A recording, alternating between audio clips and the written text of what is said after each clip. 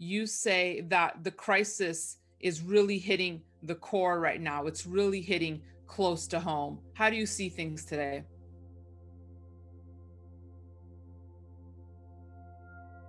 I think it was around 2010 that I gave a presentation and telling the audience that around 2015, many problems would, well, all merge or would all emerge. And I think it took a few years longer, but now we're here and almost everything is falling apart.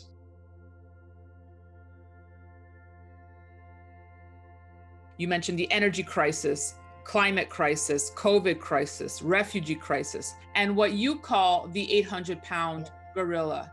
Yeah, it's what I call the superinflation. Don't talk about hyperinflation. You know, hyperinflation is very rare. Inflation of 10% or more. And then because of the superinflation, we get a food crisis as well. You know, this is very scary. Next, we'll have a food crisis because food is connected to energy. And we had the CEO of a large Norwegian company, a food company, or actually they produce fertilizers.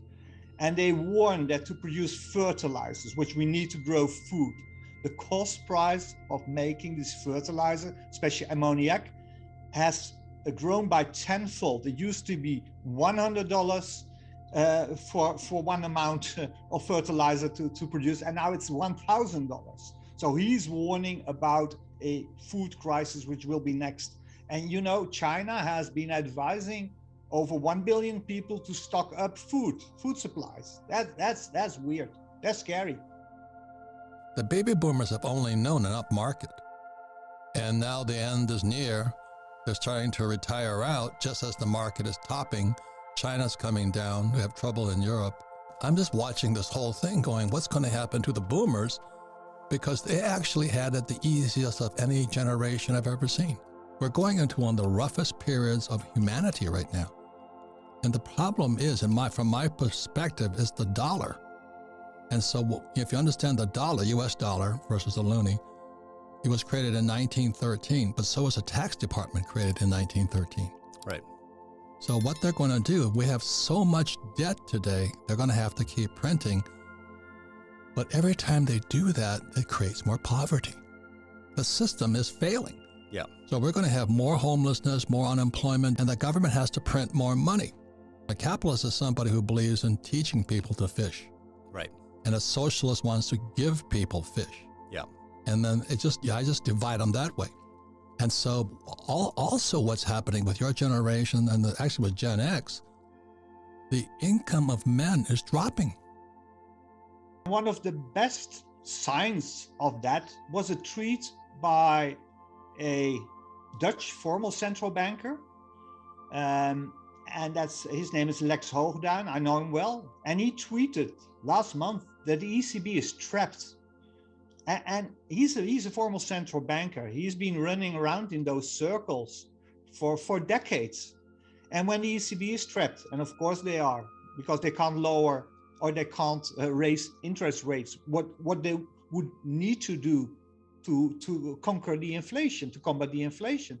But they can't raise interest rates because there's so much debt out there. So, and when the ECB is trapped, the Fed is trapped as well, and the Bank of they're all trapped now, and they understand. And what's very telling, that the Bundesbank president, the German central bank president, he's leaving.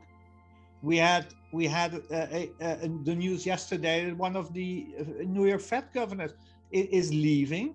So that's very telling, you know. It's getting scary, you know. We talked about this for years. I warned our audience for 20 years that one day we'll reach the point that you can't ignore this any longer. Mm-hmm. You know, this was laughed about, and now we're here. You can't ignore it any longer. I meet rich people every day. This morning, I met a guy. He sold his company, 40 million in cash. He doesn't know what to do. Marx had one thing. He said it was the abolition of private property. In other words, we could own nothing. So they wanted to take all of our private property away, and it would then go to the state. And that's why when you study communism and Marxism, it's a centralized economy. It's central, it's called, in military terms, it's called command and control. I went to military school.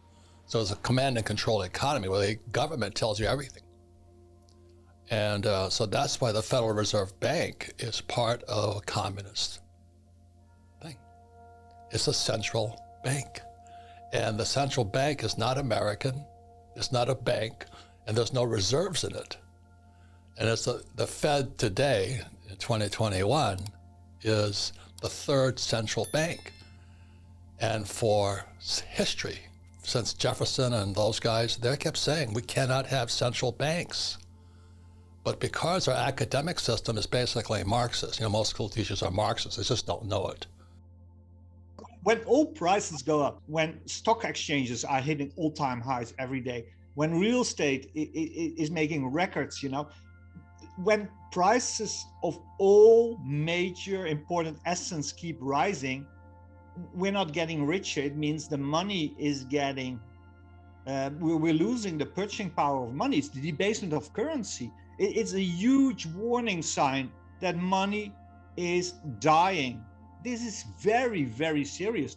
And it's very hard to stop this. Once you get the spiral that people lose trust in cash and bonds and start moving their money to all the government can't print.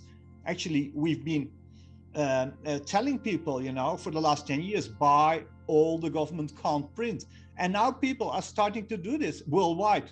And that's very hard to stop.